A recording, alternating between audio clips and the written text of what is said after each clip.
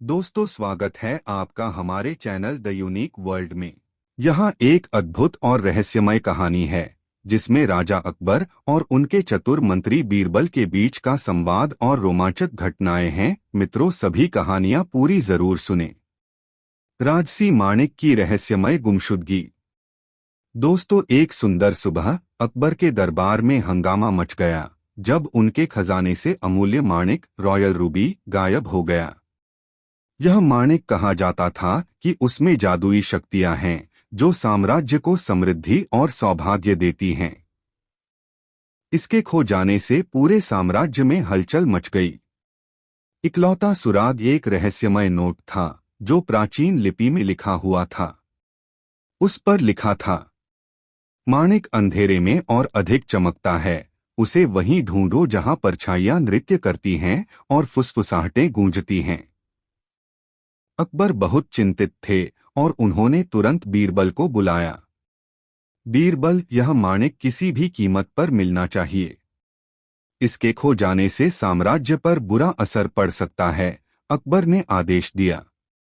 जहां पाना, चिंता मत करें, मैं इस रहस्य को हल करूंगा, बीरबल ने आत्मविश्वास से उत्तर दिया। बीरबल ने दरबारी सिपाहियों, आभूषणकारों और सेवकों से पूछताछ की, लेकिन कोई भी दोषी नहीं दिखा। फिर उसने दरबार के ज्योतिषी पंडित विश्वनाथ के व्यवहार पर ध्यान दिया, जो आंखों से संपर्क बनाने से बच रहे थे और काफी घबराए हुए लग रहे थे। बीरबल ने बहुत चतुराई से विश्वनाथ से माणिक की जादुई शक्तियों पर एक सामान्य बातचीत की। ज्योतिषी ने गलती से ऐसा कुछ कहा जिसे केवल चोर ही जान सकता था कि माणिक अंधेरे में भी हल्का सा चमकता था। अब बीरबल के पास मुख्य संदिग्ध था, लेकिन उसे प्रमाण चाहिए था। बीरबल ने चोर को बेनकाब करने के लिए एक योजना बनाई। उस रात उसने दरबार में ऐलान किया, यह जादुई माणिक दोषी को पहचान सकता है। आज रात मैं एक बकरा अंधेरे कमरे में रखूंगा। जो व्यक्ति माणिक चुराएगा, बकरा उसका हाथ काटेगा। सभी दरबारी इसमें भाग लेंगे। पंडित विश्वनाथ डर के मारे इस परीक्षण से बचने की कोशिश करने लगा, लेकिन उसे इसमें भाग लेना पड़ा। परीक्षण के बाद बीरबल ने सभी के हाथों की जांच की।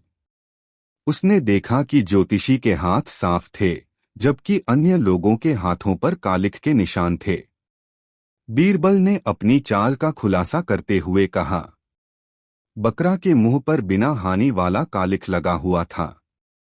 एक निर्दोष व्यक्ति इसे आत्मविश्वास से छूता और उसके हाथों पर कालिख के निशान हो जाते। एक दोषी व्यक्ति डर के मारे बकरा को नहीं छूता। दरबार में सभी लोग चौंक गए और बीरबल ने ज्योतिषी का सामना किया, जिसने माणिक चुराने की बात कबूल की। वह इसका उपयोग व्यक्तिगत लाभ के लिए करना चाहता था। ज्योतिषी ने बताया कि उसने माणिक को शहर के बाहर एक पुराने मंदिर में छुपा दिया था। बीरबल और दरबारी सिपाही आधी रात को उस मंदिर में गए, जहां डरावनी फुसफुसाहटें और नृत्य करती परछाइयां माहौल को और भी रहस्यमय बना रही थीं। एक गहरी जांच के बाद माणिक एक देवी की प्रतिमा के अंदर छुपा हुआ पाया गया। बीरबल माणिक को लेकर अकबर के पास वापस लौटे, जो अत्यधिक खुश हुए। दरबार में बीरबल की बुद्धिमानी और साहस के लिए तालियां गूंज उठीं। बीरबल, तुमने फिर से साबित कर दिया कि कोई भी रहस्य तुम्हारे लिए बहुत बड़ा नहीं है, अकबर ने कहा। बीरबल ने मुस्कुराते हुए जवाब दिया, जहां पाना, असली खजाना तो वह विश्वास है जो आप मुझ पर रखते हैं। राजसी माणिक की यह कहानी एक किंवदंती बन गई, जो बीरबल की चतुराई और राजा और उनके मंत्री के बीच के अद्वितीय रिश्ते को दर्शाती है। दोस्तों, वीडियो कैसा लगा कमेंट में जरूर बताएं। दोस्तों, एक दिन शाही महल में हलचल मच गई क्योंकि रानी मरियम का सबसे कीमती हार उनकी निजी कक्ष से गायब हो गया था। यह एक पारिवारिक धरोहर था जिसमें बेहतरीन हीरे और नीलम जड़े थे। रानी बेहद दुखी थीं और तुरंत बादशाह अकबर को बुलाया। बादशाह ने अपने मंत्रियों और अपने सबसे बुद्धिमान मंत्री बीरबल को बुलाकर इस रहस्य को सुलझाने का आदेश दिया। अकबर, बीरबल, मेरे बुद्धिमान मंत्री, यह बहुत ही गंभीर मामला है। हार गायब हो गया है और हमें यह नहीं पता कि चोर कौन है। बीरबल, जो हमेशा शांत और समझदार रहते थे, मुस्कुराकर बोले, चिंता मत कीजिए महाराज, मैं इस रहस्य को सुलझा लूंगा। बीरबल ने रानी के कक्ष की गहराई से जांच की। दरवाजे और खिड़कियां अंदर से बंद थीं और किसी के प्रवेश के कोई निशान नहीं थे। लेकिन तभी उनकी नजर एक चीज पर पड़ी, एक ऊंची खिड़की से लटकती हुई एक सुनहरी रस्सी। बीरबल ने रस्सी का पीछा किया, जो महल से बाहर घने जंगल तक जा रही थी। रस्सी एक ऊंचे पेड़ से बंधी हुई थी। बीरबल ने रस्सी को काटा और रस्सी का सिरा एक छिपी हुई गुफा तक पहुंचा। दिलचस्प, बीरबल ने मन ही मन कहा। ऐसा लगता है कि चोर ने इस रस्सी का इस्तेमाल महल से भागने के लिए किया। बीरबल सावधानीपूर्वक गुफा में दाखिल हुए।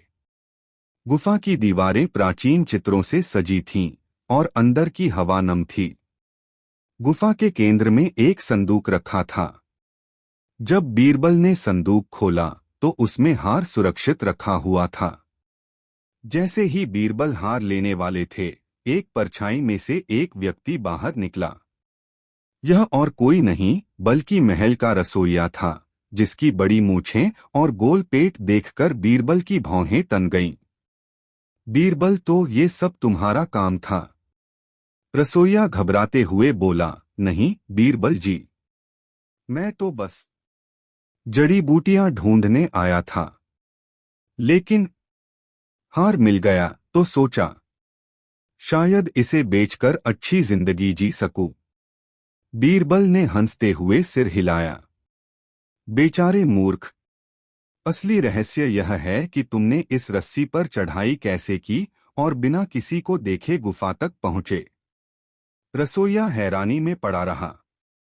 फिर बीरबल ने समझाते हुए कहा, महाराज, चोर ने इस सुनहरी रस्सी का इस्तेमाल हमें गुमराह करने के लिए किया था, लेकिन असली चोर यह नहीं है। बीरबल ने रस्सी की ओर इशारा किया, जो गुपचुप तरीके से रानी के पलंग के पायों से बंधी हुई थी। उन्होंने देखा कि रानी का पलंग हाल ही में हिला हुआ था। तुरंत ही बीरबल समझ गए कि हार कभी चुराया ही नहीं गया था। यह तो सिर्फ रानी की योजना थी, जिससे महल के कर्मचारियों की निष्ठा की परीक्षा ली जा सके। रसोइये को माफ कर दिया गया और बीरबल ने अकबर की ओर मुस्कुराते हुए देखा। बीरबल, महाराज, हार कभी गायब हुआ ही नहीं था। यह तो इंसानी स्वभाव की परीक्षा थी। कुछ लोग ईमानदार होते हैं और कुछ की नीयत तुरंत सामने आ जाती है। अकबर हंसते हुए बोले, बीरबल, तुम्हारी समझदारी और तुम्हारा हास्यबोध हमेशा हमें चौंका देता है।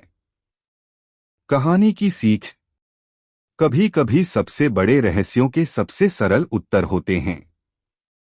असली मूल्य खोई या चुराई गई चीजों में नहीं, बल्कि उन लोगों पर हमारे विश्वास में होता है जो हमारे आसपास होते हैं। खोई हुई खजाने की रहस्यमय कहानी। दोस्तों, एक दिन सम्राट अकबर को एक गुमनाम पत्र मिला, जिसमें लिखा था, राजमहल में गहरे कहीं एक खजाना छुपा हुआ है, जिसे वही व्यक्ति पा सकता है जो राज्य के 3 पहेलियां सुलझा सके। पहली पहेली राजमहल के बाग में छुपी है, जहां फूल केवल साल में एक बार खिलते हैं। दूसरी पहेली पुराने शाही पुस्तकालय के प्राचीन पुस्तकों में छुपी है।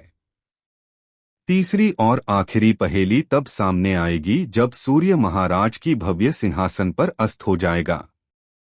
समय कम है और खजाना खोजा जा रहा है। अकबर इस पत्र को पढ़कर चौंक गए और उन्होंने अपने बुद्धिमान मंत्री बीरबल को बुलाया। बीरबल, मुझे यह रहस्यमय पत्र मिला है।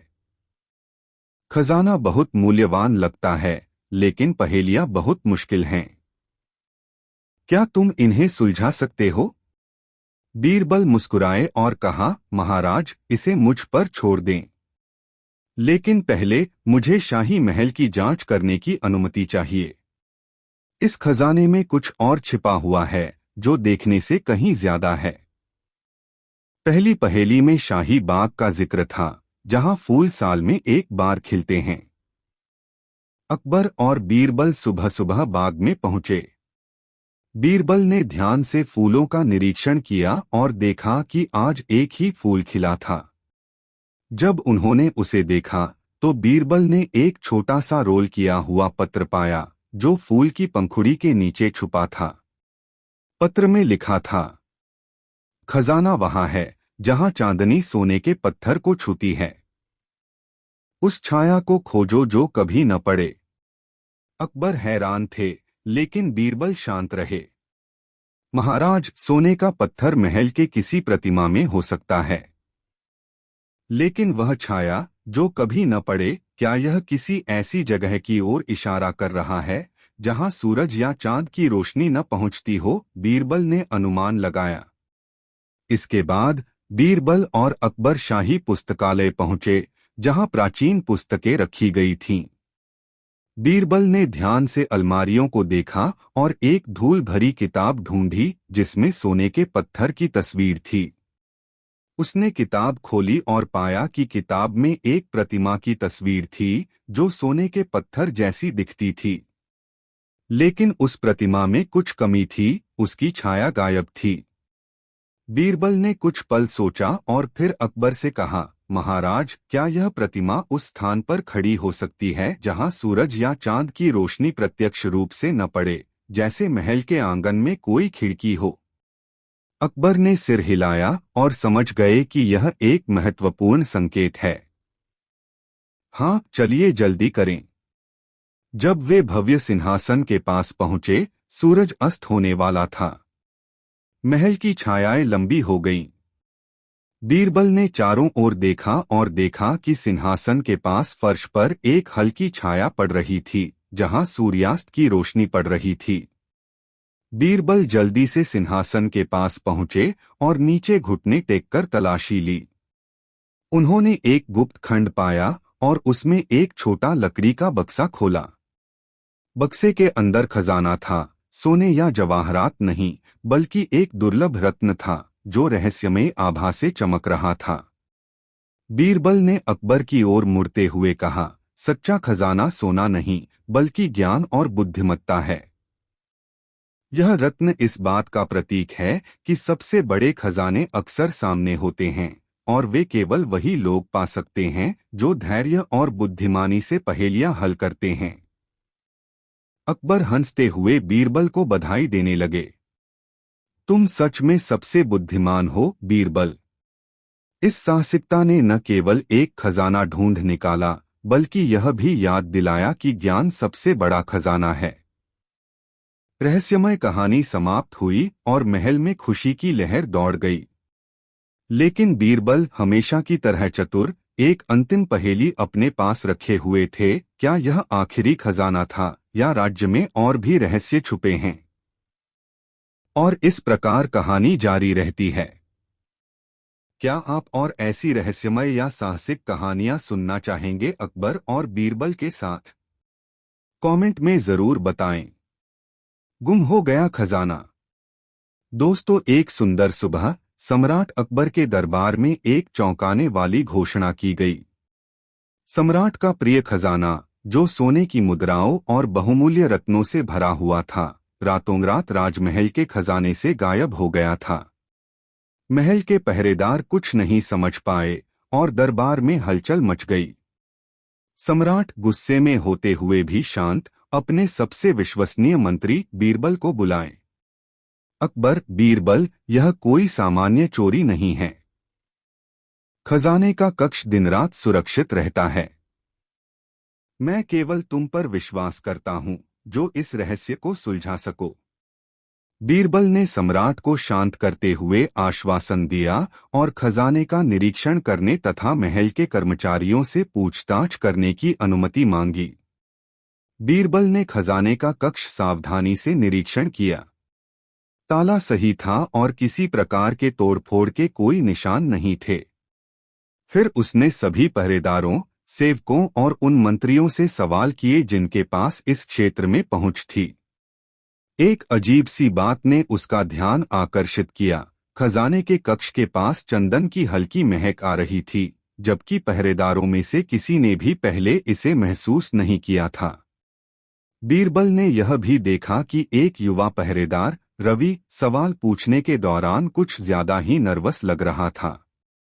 हालांकि बीरबल ने उसे अभी तक संदेह की नजर से नहीं देखा। अगले दिन बीरबल ने दरबार में घोषणा की कि उसने चोर को पहचानने के लिए एक शानदार तरीका निकाला है।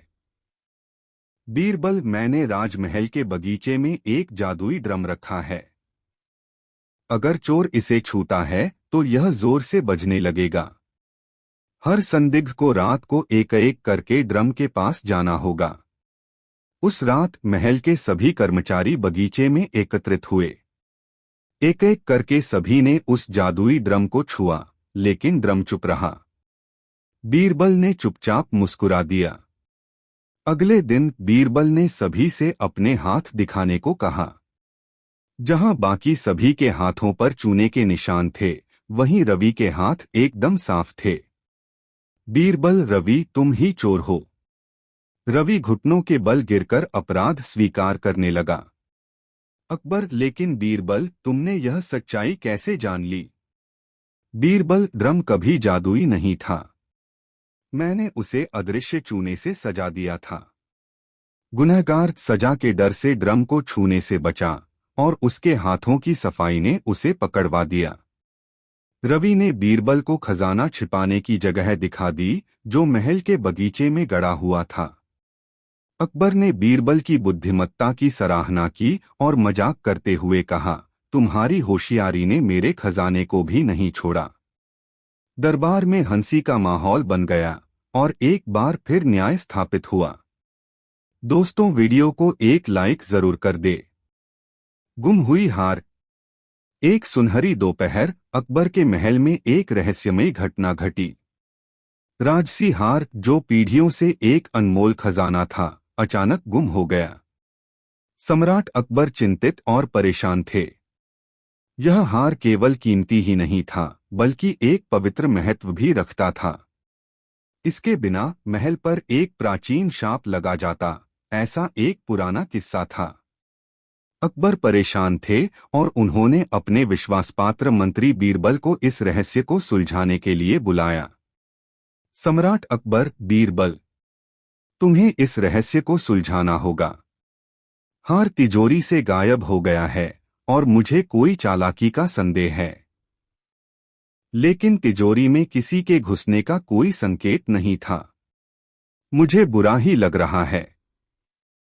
बीरबल, महाराज, मैं कोई कसर नहीं छोड़ूंगा। लेकिन याद रखिए, कभी कभी चीजें जैसी लगती हैं, वैसी नहीं होती। बीरबल तिजोरी की जांच करता है।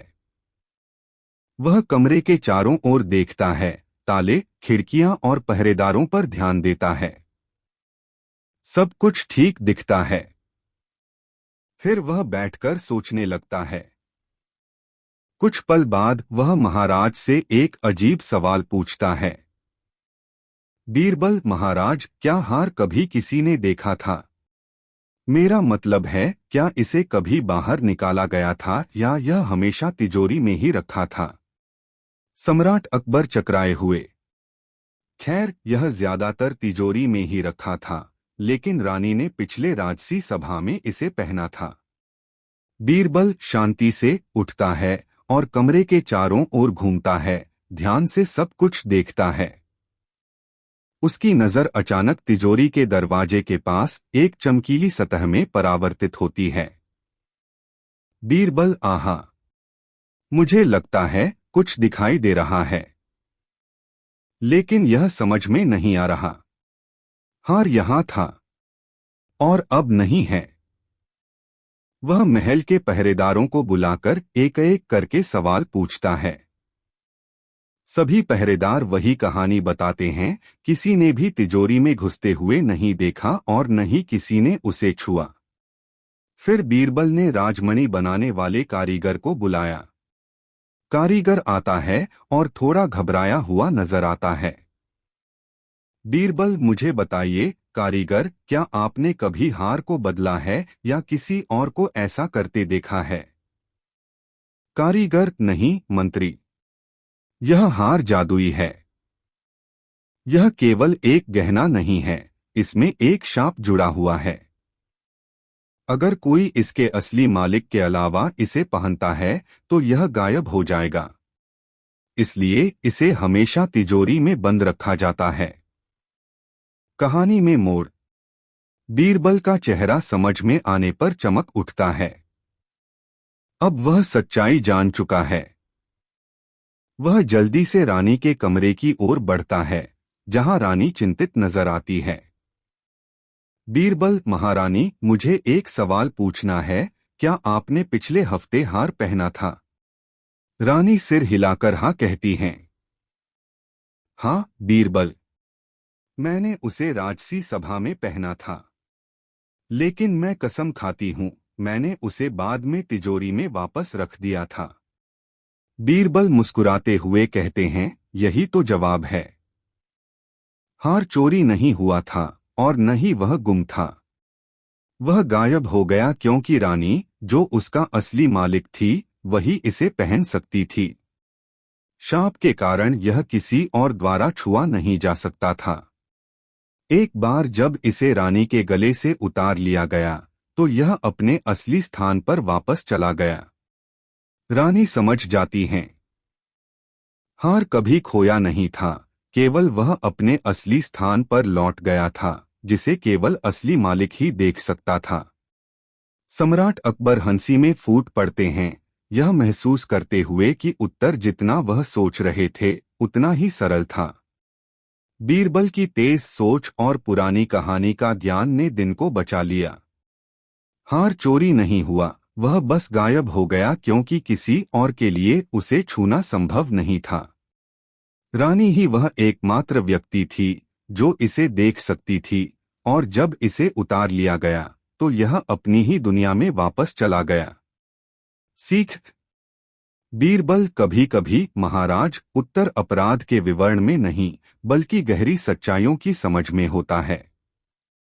हर रहस्य का अपना समाधान होता है जो सतह के नीचे छुपा होता है।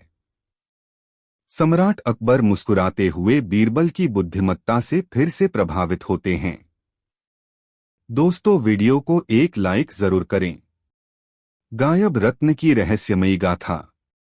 दोस्तों, एक सुबह अकबर के महल में स्थित शाही खजाने से एक कीमती रत्न, टाइगर की आंख, गायब हो गया। यह रत्न एक राष्ट्रीय धरोहर था जिसका ऐतिहासिक मूल्य अपार था। शाही सिपाहियों से पूछताछ की गई, लेकिन किसी के पास कोई स्पष्ट उत्तर नहीं था। सम्राट अकबर बहुत गुस्से में थे और उन्होंने अपनी सबसे बुद्धिमान और विश्वसनीय सलाहकार बीरबल को मामले को सुलझाने के लिए बुलाया। अकबर का सवाल। बीरबल, यह रत्न बिना किसी निशान के गायब हो गया। सिपाही कहते हैं कि उन्होंने कुछ नहीं देखा। यह हमारे सबसे सुरक्षित महल में कैसे हुआ? मुझे यह जानना है कि इसे किसने लिया और कैसे। महाराज, मैं इस रहस्य को सुलझा दूंगा, लेकिन मुझे आपकी पूरी विश्वास की आवश्यकता है। कृपया मुझे महल में ठीक से जांच करने की अनुमति दें। बीरबल ने अपनी जांच शुरू की और उस कमरे का दौरा किया जहां रत्न रखा गया था। उन्होंने सिपाहियों से यह पूछा कि उन्होंने कमरे की सुरक्षा कैसे की थी। हर सिपाही ने उस दिन का अपना खाता बताया, लेकिन बीरबल ने एक अजीब बात देखी, कमरे में रखी कुर्सियां थोड़ी सी हिलाई गई थीं। बीरबल ने यह भी महसूस किया कि एक सिपाही, रामू, अजीब तरीके से बर्ताव कर रहा था। वह बीरबल से आंख नहीं मिला रहा था। बीरबल ने फैसला किया कि वह रामू पर नजर रखेगा। उस रात बीरबल ने फैसला किया कि वह एक महल के नौकर के रूप में भेष बदलकर खजाने के कमरे के बाहर चुपचाप इंतजार करेगा। घंटे बीत गए और बीरबल को सस्पेंस बढ़ता हुआ महसूस हो रहा था। जैसे ही वह कमरे को छोड़ने ही वाला था, उसने रामू को खजाने के कमरे के पास आते देखा। बीरबल चुपके से उसका पीछा करता गया। रामू कमरे में घुसा और उसने उस खजाने के संदूक को खंगालना शुरू कर दिया जहां रत्न रखा गया था। बीरबल ने चुपके से देखा और सही मौके का इंतजार किया। जैसे ही रामू रत्न की ओर बढ़ा, बीरबल ने अचानक कूदकर उसे पकड़ लिया। लेकिन जैसे ही बीरबल स्थिति समझाने ही वाला था, रामू हंसने लगा। बीरबल चकित हो गया और अकबर, जो गुपचुप से उसके साथ थे, वे भी हैरान थे। रामू हंसते हुए बोला, मैंने रत्न नहीं चुराया बीरबल। दरअसल मैंने तो इसे पाया था। बीरबल ने हैरान होकर पूछा, पाया? इसका क्या मतलब है? रामू ने समझाया, कल रात मैं कमरे की सफाई कर रहा था जब मैंने देखा कि रत्न एक ऊंची शेल्फ पर रखा था। मैं बस इसे सही स्थान पर वापस रख रहा था क्योंकि मुझे लगा कि यह किसी ने भूल से कहीं और रख दिया था। बीरबल मुस्कुराए और स्थिति को समझ गए। आहा, तो यह सिर्फ एक गलतफहमी थी। रत्न कभी गायब नहीं हुआ। सिपाहियों ने शायद यह भूलकर कहीं और रख दिया था। अकबर अब हंसी में झूमते हुए बीरबल की बुद्धिमानी की सराहना की। बीरबल, तुम्हारे पास सच में अजीब से अजीब समस्याओं का हल ढूंढने की क्षमता है। कहानी का संदेश: कभी कभी सबसे सरल समाधान भी सबसे रहस्यमयी समस्याओं को हल कर सकते हैं। और एक अच्छा हंसी मजाक भी सबसे तनावपूर्ण क्षणों को हल्का कर सकता है। दोस्तों, दरबार के समय में बादशाह को गप लड़ाने का मौका नहीं मिलता था, इस कारण जनाने महल में ही गप लड़ा लिया करता था और इसी समय में आपस की गोष्ठी में हो जाया करती थी। यह बात सब पर विदित थी, जिस कारण बीरबल को जनाने महल में जाने की कोई मनाही नहीं थी। जब वार्तालाप करके बादशाह संतुष्ट हो जाता तो एक ऐसी नशीली चीज का सेवन कर लेता जिससे कुछ समय पश्चात उसका चेहरा बदल जाता और बातें भी और की तौर करने लगता था। बीरबल नित्य बादशाह की ऐसी दशा देखा करता, परंतु उसकी समझ में न आता कि दरअसल वह किस वस्तु का सेवन करता है। उस चीज के सेवन से बादशाह की स्मरण शक्ति बदल जाती। ऐसी दशा में बादशाह अनेक भूले भी कर डालता था। एक दिन बीरबल के मन में उस वस्तु की जानकारी प्राप्त करने की सूझी।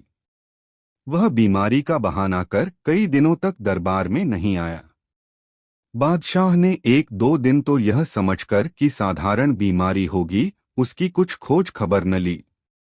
परंतु जब सोचते सोचते 3-4 दिनों का अरसा बीता और वह नहीं आया तो उन्हें बीरबल को देखने की इच्छा हुई।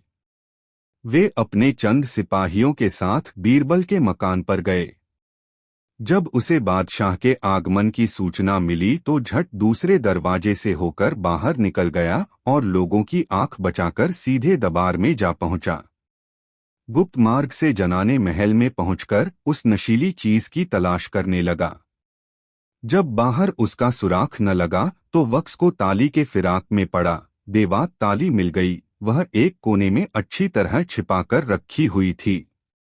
बक्स का ताला खोलकर उसके अंदर की चीजों को देखा। एक तरफ कोने में एक बोतल रखी हुई मिली, उसे चुपके से बाहर निकालकर अपनी शाल के अंदर छिपा लिया और द्रुत वेग से घर की तरफ राही हुआ। बादशाह को उसके घर वालों से पूछने पर विदित हुआ, थोड़ी देर हुआ दरबार की तरफ गए हैं। यह सुनकर उसको कुछ चिंता सी हुई और बीरबल के जाने का कारण जानने के लिए व्याकुल हो उठा।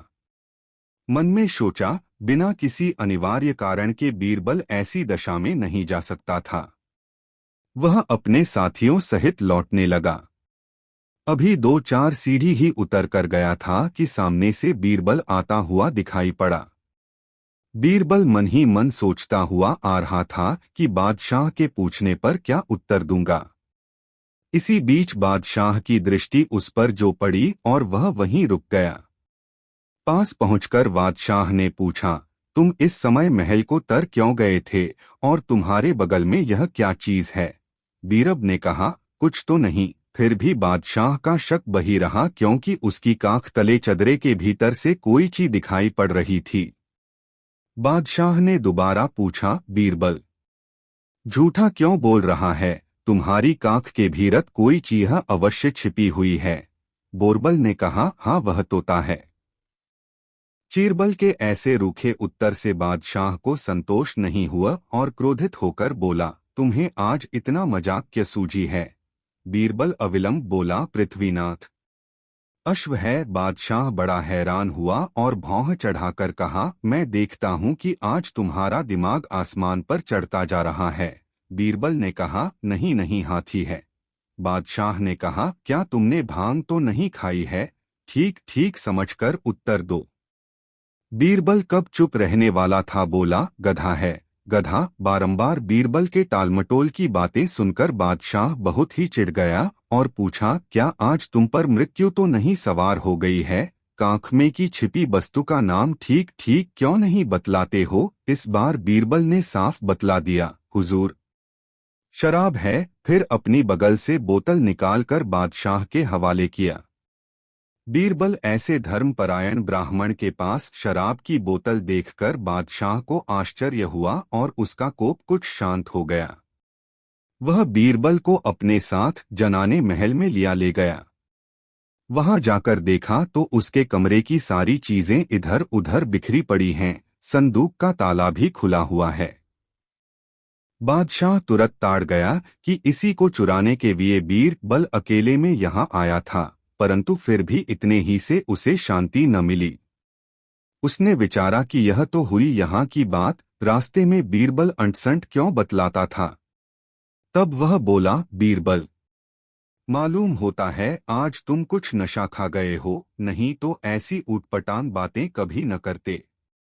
तुम्हारी आंख तले शराब की बोतल मौजूद थी, फिर भी तुमने उसे बैल, गधा आदि आदि कैसे बतलाया? बीरबल को अपना राज बादशाह पर खोलने का मौका मिल गया और उसे इस ढंग से प्रकट करना प्रारंभ किया, पृथ्वीनाथ, न तो मैं नशा खाए हूँ और न मेरी बुद्धि ही भ्रष्ट हुई है। मैंने जो कुछ भी कहा है वह मेरे आंख तले थी।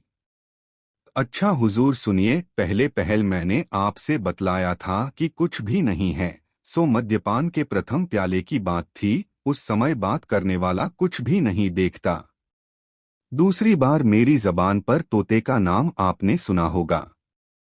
इसका अभिप्राय यह था कि दूसरा प्याला पी लेने पर मनुष्य तोते के समान बकने लगता है। फिर मैंने घोड़े का नाम लिया था। उसके मानी यह था कि तीसरा प्याला पी चुकने पर मद्यपी घोड़े के समान हिनहिनाना प्रारंभ कर देता है। चौथी बार हाथी बतलाया था। सो इस कारण कि चौथे प्याले के सेवन के पश्चात मद्यपी मस्त हाथी की तरह घूमना प्रारंभ करता है। पांचवीं बार गधा बना देता है। छठवें में मद्यपी नशे में गुप्त हो जाता है, यहाँ तक कि उसको अपने शरीर तक की भी सुधि बुध नहीं रहती। यही कारण था कि अंत में मैंने शराब का नाम लिया था। एक बोतल में केवल 6 प्याला शराब रहती है। प्रत्येक प्याला सेवन के पश्चात मनुष्य की पृथक पृथक दशाएं हो जाती हैं। बादशाह बीरबल की इन बातों को बड़े ध्यान पूर्वक सुन रहा था, कारण कि उसे इस बात का पहले ही से विश्वास था कि बीरबल जो कुछ भी कहे वा करेगा उसके अच्छे के लिए ही। बीरबल का अभिप्राय भी बादशाह का मद्यपान छुड़ाना ही था। उसकी इस शुभकांक्षा से बादशाह बड़ा हर्षित हुआ और उसे उचित पुरस्कार देकर विदा किया। दोस्तों, वीडियो को एक लाइक जरूर करें। दोस्तों, अकबर की इच्छा हुई कि कोई ऐसा ग्रंथ लिखा जाए जिससे उसका नाम अमर हो जाए। जब उसने महाभारत सुना था तो इच्छा हुई कि महाभारत को तरह ही अकबर भारत लिखा जाना चाहिए। उन्होंने अपनी इच्छा बीरबल के सामने प्रकट कर दी। बीरबल ने कहा, आप क्या नहीं कर सकते? इस पर बादशाह ने आदेश दिया, ठीक है, लिख दो। इसमें बहुत खर्च आएगा, बीरबल ने बताया। वो खजाने से ले सकते हो, बादशाह ने स्वीकार किया। बीरबल ने खजाने से धन लिया और उसे पुण्य कार्यों में खर्च कर दिया। उन्होंने अकबर भारत लिखने के लिए 6 मास का समय ले लिया। 6 मास के बाद बीरबल एक ग्रंथ की पांडुलिपि लेकर पहुंचे, जो वास्तवकार कागजों का पुलिंदा था और ऊपर नीचे लकड़ी के पट्टे लगाकर रश्मि कपड़े में बांध दिया गया था, जैसे पाक कुरान हो। बादशाह का सामने रखकर बीरबल बोला, अभी कसर है और मैं चाहता हूं आप इसे छप जाने पर ही पढ़कर देखें। ठीक है, तभी देख लेंगे। पूरा करो और छपवाओ। हुजूर, पूरा तब हाँ सकता है जब बेगम साहिबा भी कुछ बता, क्योंकि महाभारत में स्त्री पात्र भी हैं। जा कुछ पूछना है बेगम से पूछ लो, बादशाह ने स्वीकृति दे दा। बारबल उस पुलिंदे को लेकर बेगम के पास पहुंच गए और बेगम सवाल, बादशाह सलामत एक ऐसा ग्रंथ लिखवा रहे हैं जो महाभारत सरीखा हो। महाभारत में द्रौपदी भी होती है जिसके 5 पति होते हैं। आप भी अपने 5 पतियों के नाम बता दीजिए। एक तो बादशाह हैं ही, अन्य 4 को मैं नहीं जानता, बता देंगी तो लिख दूंगा, अन्यथा ग्रंथ अधूरा रहेगा। बीरबल, यह क्या बदतमीजी है, ऐसे ग्रंथ को मैं आग लगा दूंगी। क्रोध में आकर बेगम ने उसी वक्त वह पुलिंदा छीना और बांदी से आग में जलवा दिया। बीरबल मुस्कुराता हुआ चला गया और बादशाह से बोला, जहां पनाह, मैं उस पांडुलिपि को पूरा करने के लिए बेगम साहिबा से यह पूछने के लिए गया था कि द्रौपदी की तरह उसके 5 पति कौन कौन से हैं, तो बताना तो दूर, उन्होंने अब तक लिखी पुस्तक ही जलवा दी। बेगम साहिबा क्रोध से आग बबूला हुई, सो अलग। वे पतिकृता हैं, उनके पति सिर्फ आप हैं। जब वह 5 पतियों की बेगम बनेंगी, गृहयुद्ध कराएंगी तब। बस बीरबल, रहने दो, हमें ऐसी पुस्तक नहीं छपवानी है। हमने अपना इरादा बदल दिया है। और सचमुच बादशाह की सनक खत्म हो गई थी। एक बार बादशाह अकबर ने दरबार में पूछा, बताओ बताओ, सबसे चतुर कौन कौन सी है। मुल्ला दो प्याजे तथा अन्य लोगों ने अपनी अपनी जातियों को होशियार बताया। जब बीरबल से पूछा गया तो उसने बताया, जहां पनाह, सबसे चतुर बनिया होता है। बनिए से चालाक कौम कोई नहीं होती। कैसे? बादशाह ने पूछा। बनिया कभी किसी की बुराई नहीं ले सकता। जैसा मुंह होता है वह वैसी ही बात करता है, बीरबल ने बताया। सिद्ध करके दिखाओ। जी अच्छा। बीरबल ने 7-8 बनियों को बुलवा लिया। उनकी दावत महल में थी।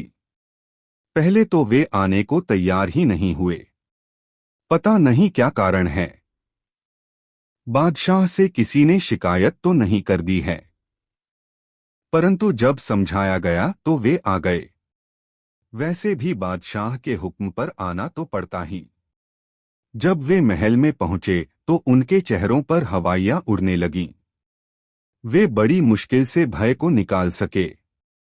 उनके सामने उड़द की दाल लाई गई और पूछा गया, बताओ ये क्या है। देखकर वे पहचान गए कि उड़द की दाल है, परंतु इस डर से कि कहीं उसमें और कोई बात न हो, वे ठीक नहीं बताना चाहते थे। किसी ने कहा मूंग, एक ने कहा मसूर, तीसरे ने मोठ बताया, उड़द किसी ने नहीं बताया। बादशाह की समझ में कुछ नहीं आ रहा था कि वे क्या बक रहे हैं। बादशाह बोले, अरे मूर्खा, ये उड़द की दाल है। हाँ जी, वही है, वही है। सब एक साथ बोले। बीरबल और बादशाह ने एक दूसरे की ओर देखा। बीरबल ने पूछा, क्या है ये। जी वही जो बादशाह ने बताया। क्या बताया? हमें तो याद नहीं रहा हुजूर। अब बादशाह ने पूछा, बीरबल, यह उड़द की दाल क्यों नहीं कहते। वहम के कारण बीरबल बोला, इन्हें वहम है कि दाल में कोई बात है। ये चालाक हैं। अब तो आप मान गए। बादशाह ने इनाम देकर उन्हें भगा दिया।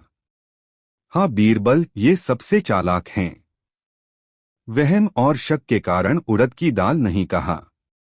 दूसरा यह भी कि हम कुछ और न कह दें, इसलिए जो हमने कहा था वही बताया। सब एक साथ बोले और हमारी हाँ में हाँ मिलाई। दोस्तों, कहानी कैसी लगी कमेंट में जरूर बताएं। दोस्तों, एक बार आगर शहर में एक कसाई रहता था। वह एक ईमानदार व्यक्ति था जो न तो मिलावटी मांस बेचता था और न ही मांस का अधिक दाम लेता था। बेहतरीन मांस बेचने के कारण उसके शहर में बहुत सारे ग्राहक थे। शहर में हर किसी को उसकी दुकान के बारे में पता था और वे अपने परिवार व दोस्तों को भी उसकी दुकान की सिफारिश करते थे। त्योहारों के समय में उसकी दुकान में लोगों की भीड़ लगी रहती थी और वह कसाई पूरे दिन उनकी सेवा में व्यस्त रहता था। ऐसे ही एक दिन एक अनाज का व्यापारी कसाई की दुकान में आया। कसाई उस समय पैसे गिन रहा था। व्यापारी ने उसे 1 किलो मांस देने को कहा। कसाई ने अपना पैसों वाला थैला काउंटर पर रखा और मांस लेने के लिए भंडार घर में चला गया। परंतु जब वह वापस आया तो यह देखकर हैरान रह गया कि पैसों वाला थैला अब वहां नहीं था। कसाई ने बहुत गुस्से में कहा, श्रीमान माफ करना, मुझे लगता है आपने मेरा थैला चुराया है। मैं उसे मांस लेने जाने से पहले मेज पर छोड़कर गया था। व्यापारी बोला, तुम्हारी हिम्मत कैसे हुई मुझे चोर कहने की? यह मेरे पैसों का थैला है, मैं दुकान से अपने साथ लाया था। कसाई ने कहा, मैं तुम पर कैसे विश्वास कर लूं कि तुमने मेज से मेरा थैला नहीं लिया है? व्यापारी ने उत्तर दिया, मैं तुम पर कैसे विश्वास कर लूं कि तुम मेज पर थैला छोड़कर गए थे? ये सब तुम इसलिए बता रहे हो ताकि मैं मजबूर होकर आओना थैला तुम्हें दे दूंगा। कसाई और व्यापारी की लड़ाई बाहर तक आ गई।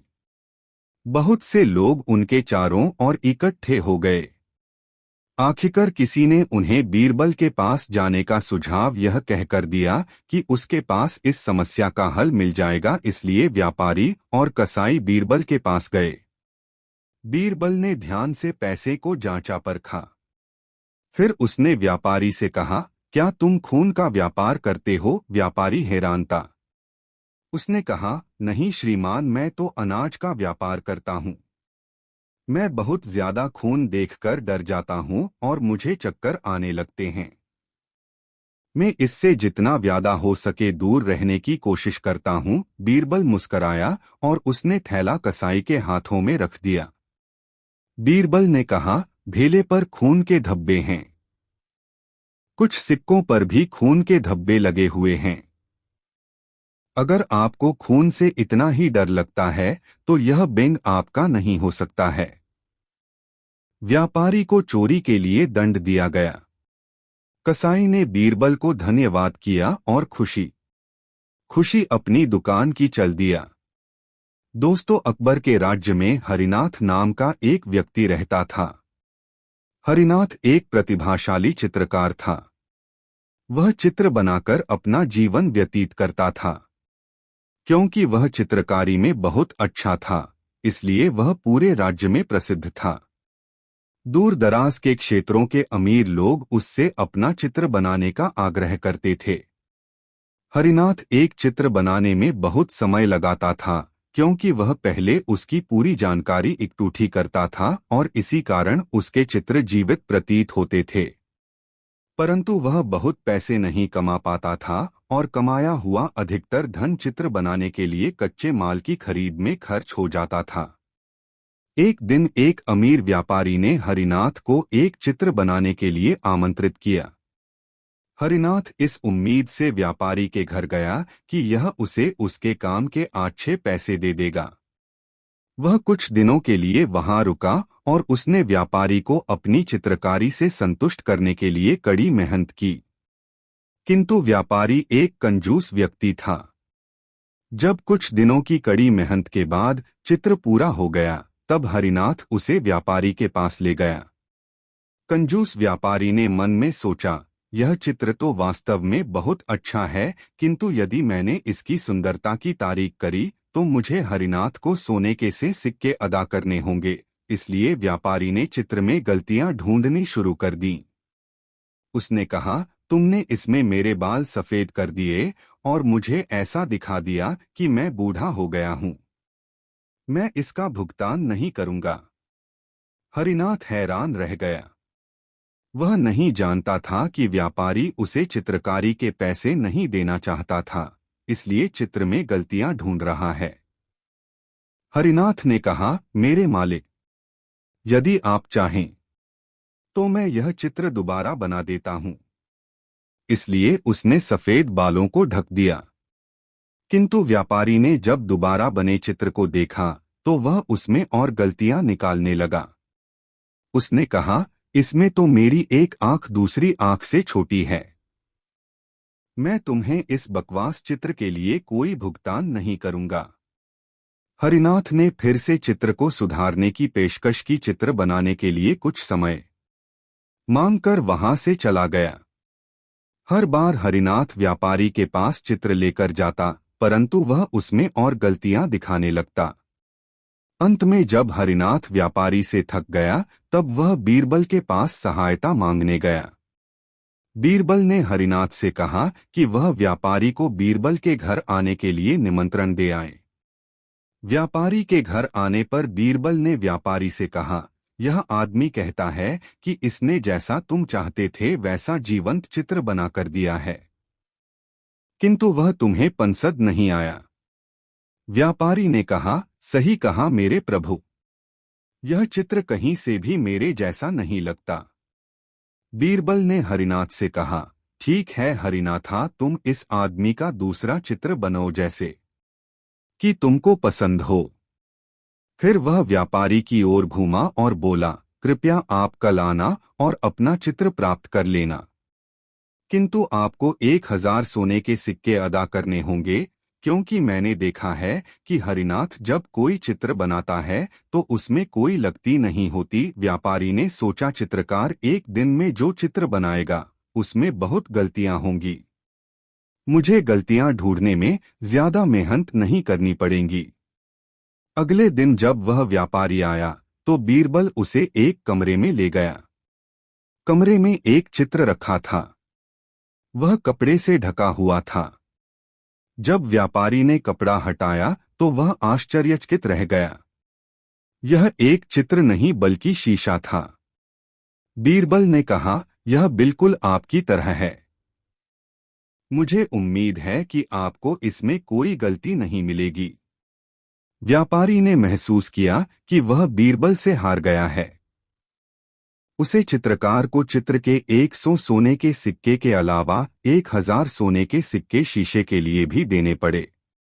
दोस्तों, अकबर बीरबल की यह कहानी कैसी लगी कमेंट में ज़रूर बताएं। ऐसी और नई मज़ेदार कहानी सुनने के लिए हमारे चैनल द यूनिक वर्ल्ड को सब्सक्राइब ज़रूर करें। वीडियो अपने मित्रों को ज़रूर शेयर करें। वीडियो देखने के लिए बहुत बहुत धन्यवाद।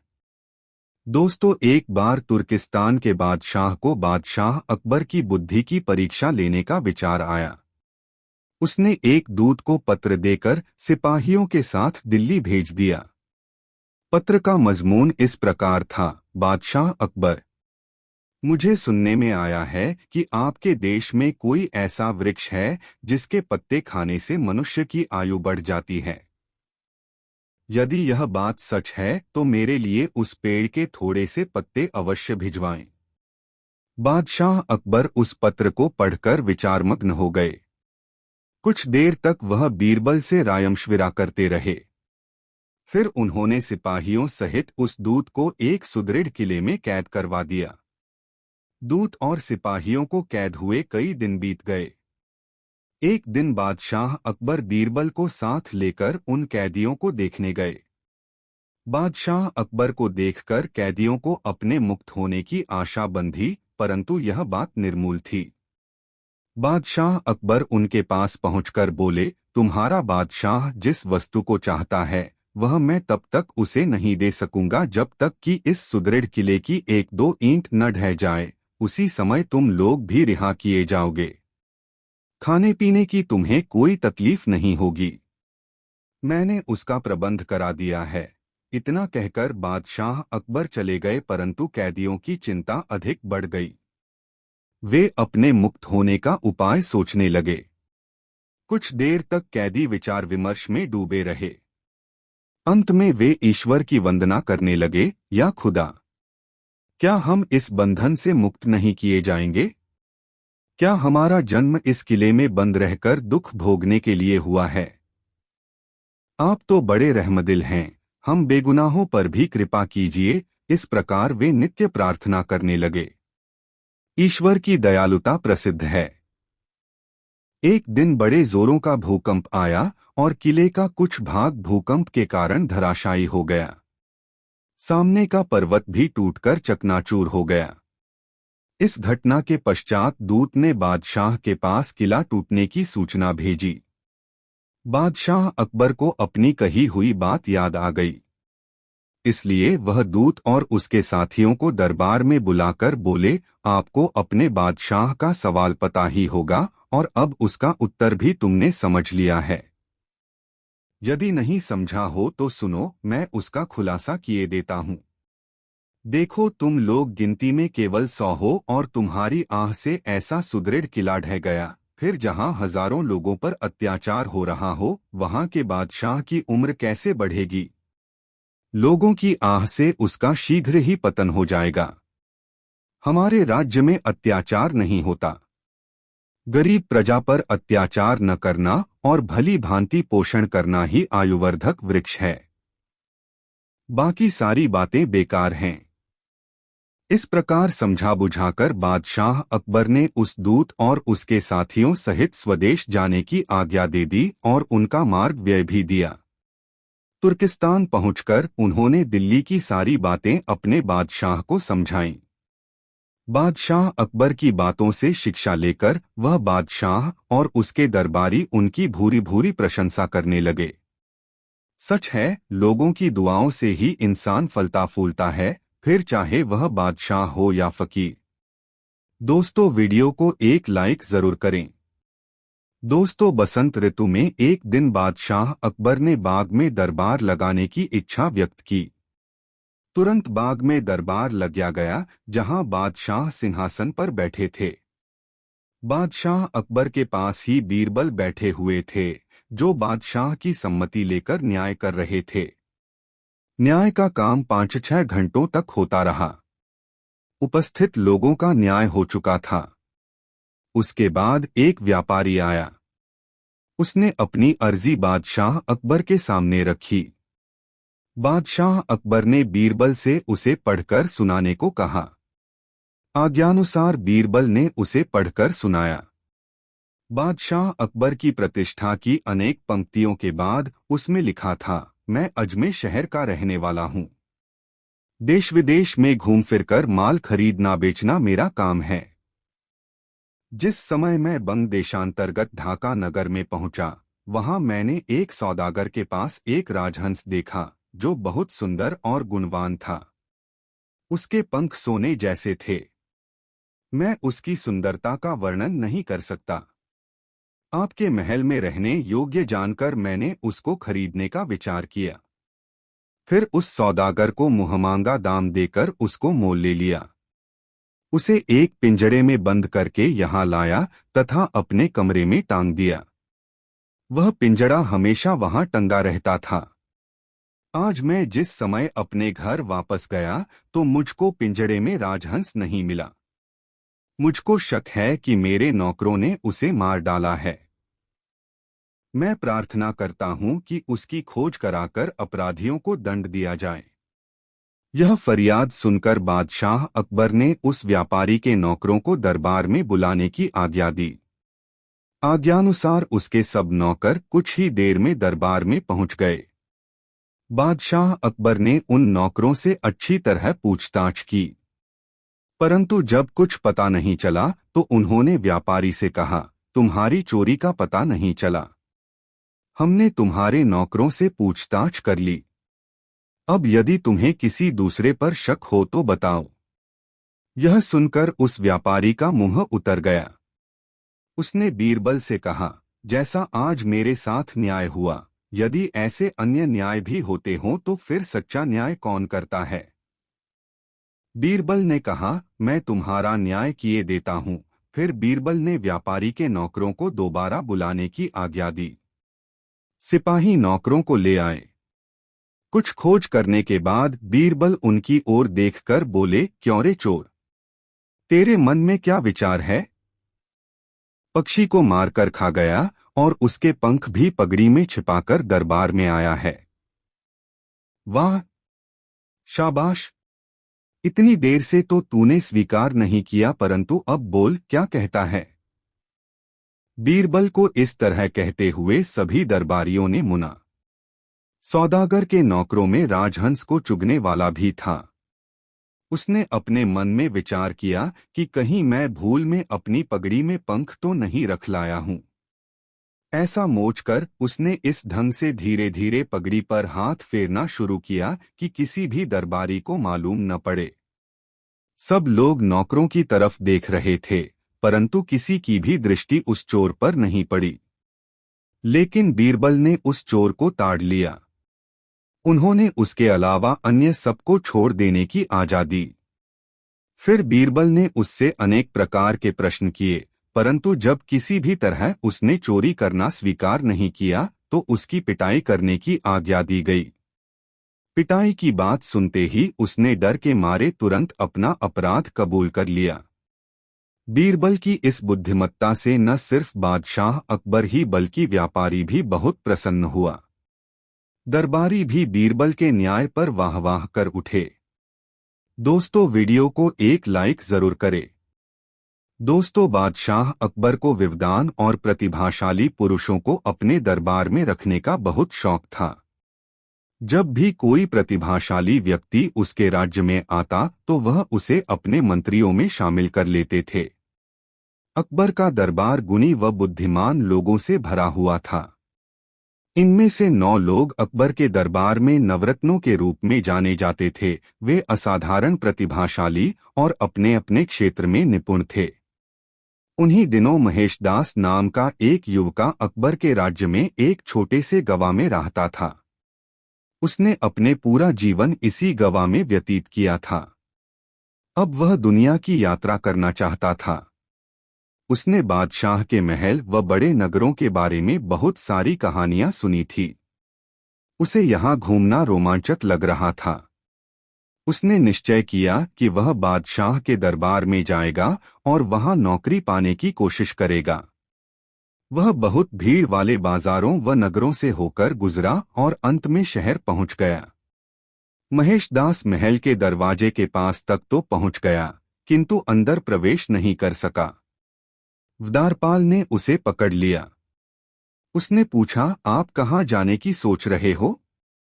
महेशदास ने उत्तर दिया, मैं बादशाह को देखने जा रहा हूँ। द्वारपाल ने जोर से हंसकर कहा, मुझे लगता है उन्होंने तुम्हें व्यक्तिगत रूप से अपने भोजन कक्ष में रात के खाने के लिए आमंत्रित किया है। महेशदास शांत रहा। द्वारपाल ने पुनः कहा, तुम्हारे लिए बादशाह को देखना संभव नहीं है, वह बहुत ही व्यस्त हैं। मुझे बादशाह का आदेश है कि किसी को भी अंदर नहीं जाने दिया जाए। महेशदास ने द्वारपाल से अंदर जाने के लिए आग्रह किया। द्वारपाल ने कहा, मैंने तुम्हें कहा न कि मैं तुम्हें अंदर नहीं भेज सकता हूँ। महेशदास ने कहा, परंतु क्यों? द्वारपाल ने कहा, क्योंकि तुम गरीब हो। हर व्यक्ति बादशाह को देखने के लिए मुझे कुछ देता है, जैसे एक गाय, एक बकरी या कढ़ाई की हुई चप्पल। तुम मुझे क्या दे सकते हो? महेशदास ने कहा, मेरे पास अभी तो कुछ भी नहीं है, किंतु मैं वादा करता हूं कि जो कुछ भी मुझे बादशाह से उपहार के रूप में मिलेगा, उसमें से मैं तुम्हें आधा दे दूंगा। द्वारपाल जानता था कि बादशाह एक उदार व्यक्ति हैं। वह अक्सर उन्हें देखने के लिए आने वालों को महंगे उपहार दिया करते हैं। इसलिए द्वारपाल जल्दी से सहमत हो गया। महेशदास ने महल में प्रवेश किया। वह बहुत महंगे कढ़ाई किए हुए पढ़े व कालीन देखकर हैरान हो गया। पूरा महल लाल बलुआ पत्थरों से बनाया गया था और बेहद खूबसूरती से सजाया गया था। बादशाह अकबर दरबार के बीच में बैठा था। महेशदास ने अकबर के सामने झुककर अभिवादन किया।